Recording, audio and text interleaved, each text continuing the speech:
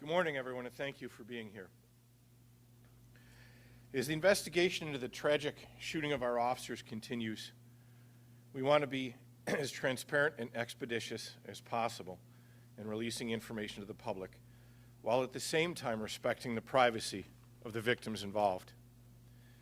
We must remember that the injured officers are victims and need to be treated as such. Therefore, I will not be releasing their identities at this time.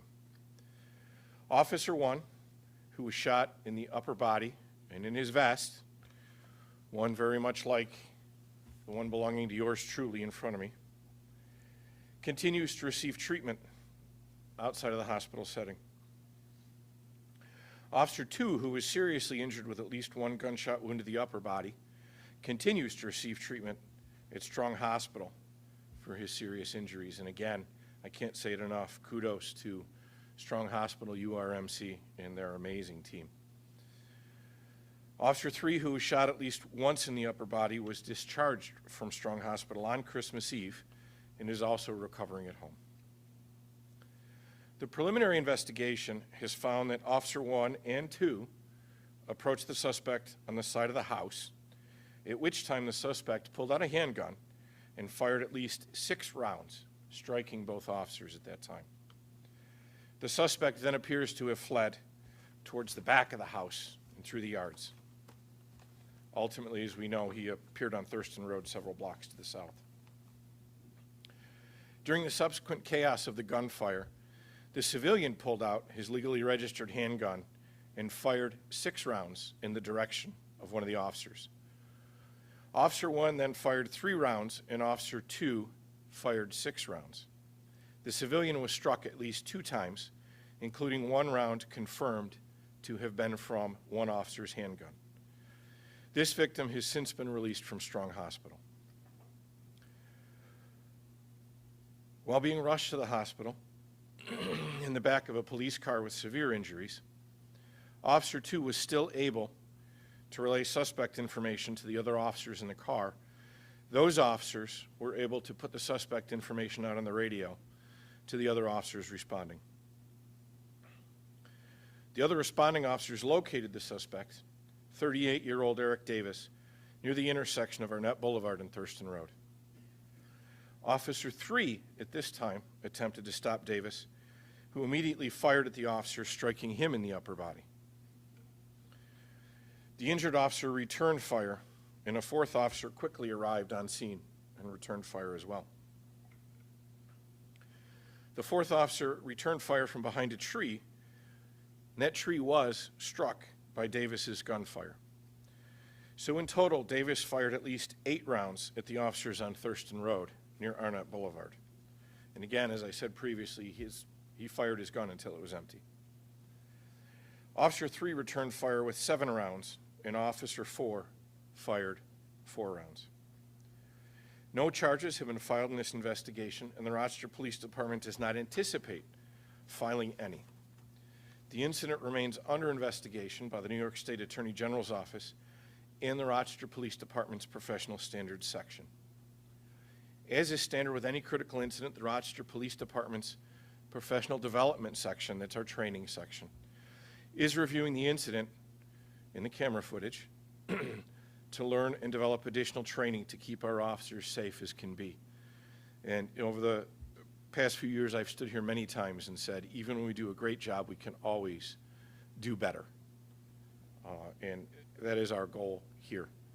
I would like to, again, remind folks when this footage is released and you're watching this footage, if you're watching it, it is very easy for you at any given moment to click pause and say to yourself, what would I have done here?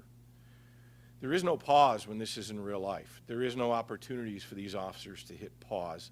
There is no opportunity for these officers to say, I tap out, I don't want to do this anymore.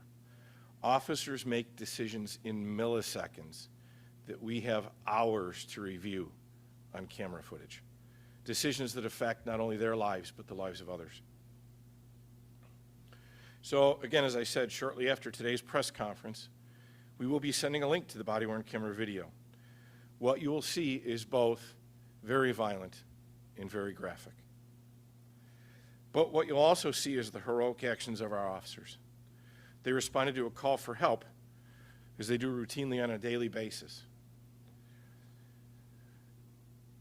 And, you know, again, I have to insert here,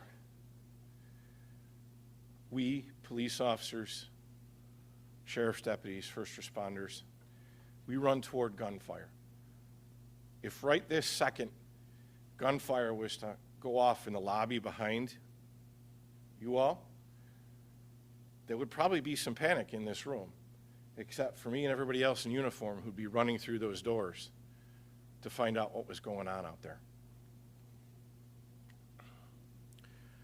What was not routine in this case is that Mr. Davis did everything he could do to kill these officers. If not for the incredible team at Strong Hospital, as I've said before, the immediate response by their fellow officers, and the effectiveness of a ballistic vest, just like that one, these 3 officers would not be here today. As you will see in the videos, despite 2 officers being shot, additional officers were able to locate the suspect. And these officers, despite being shot and shot at, were able to engage the suspect and ended the threat to our community. These officers, as well as all the men and women of the Rochester Police Department, literally put their lives on the line to protect the citizens of Rochester. They're doing it right now as we stand here, answering 911 calls, probably somewhere going to a call with a man with a gun. Right now. It never stops. And that is who we are, and that is what we do. And we never stopped doing it that night. We were back doing what we do within 5 hours of this incident, taking care of the city, and I think that's pretty amazing. I'm going to let Jeff Wader, president of the Rochester Police Locust Club, give a few words.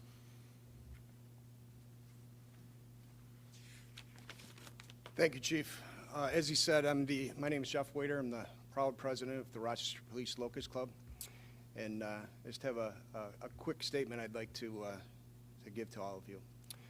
First and foremost, on behalf of the Locust Club, I want to thank the community for the overwhelming outpouring of support and concern for the officers involved in the events of December 19th.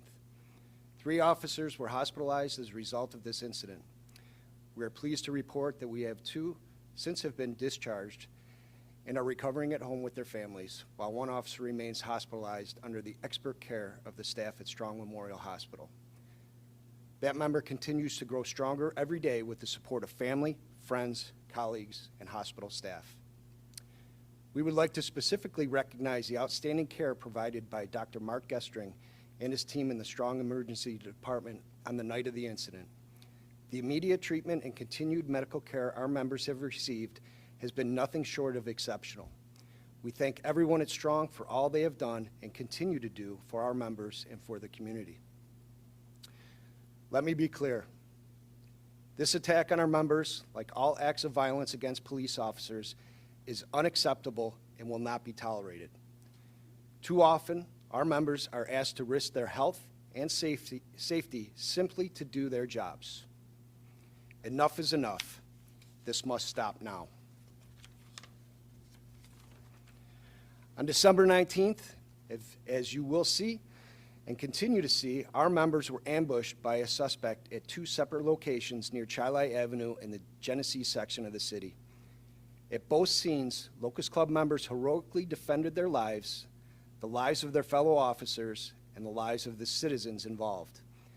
They acted in accordance with the highest standards of their profession and followed their training. In a situation that turned deadly in the blink of an eye, our members did not hesitate and risk their own lives to subdue an armed and dangerous suspect.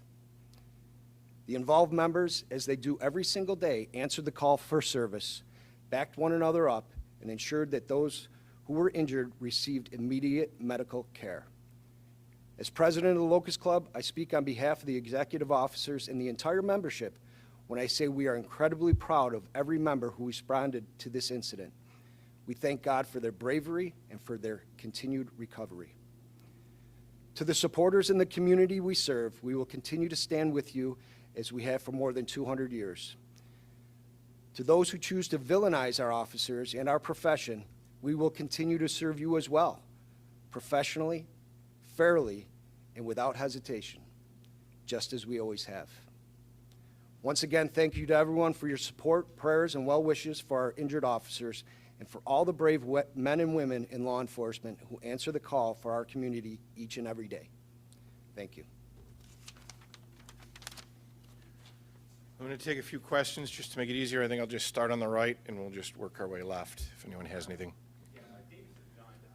Any word on the origin of that, whether it's involved in it or not? I don't have that, so I wouldn't want to answer incorrectly.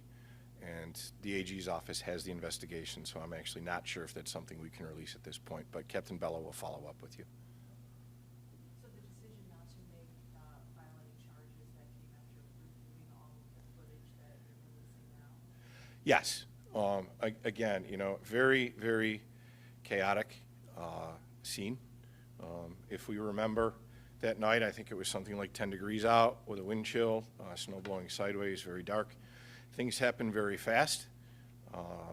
Folks, the adrenaline dump gets going, and again, you're talking about a citizen who, doesn't necessarily have a lot of training. So our feeling is that it was,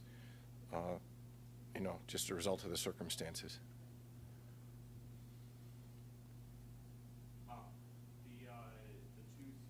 two scenes, were there 6 shots fired at the first, 8 at the second, or was it 8 total? I would have to go back to it. What is it? One and then the other. Okay, so 14 total confirmed? Yeah. Okay. Could you clarify, you said the civilian directed gunfire at the cops was? Correct. Did they believe they were shooting at the suspect? So, well, again, I can't speak to them. We haven't taken their statements, so I really can't speak to their frame of mind.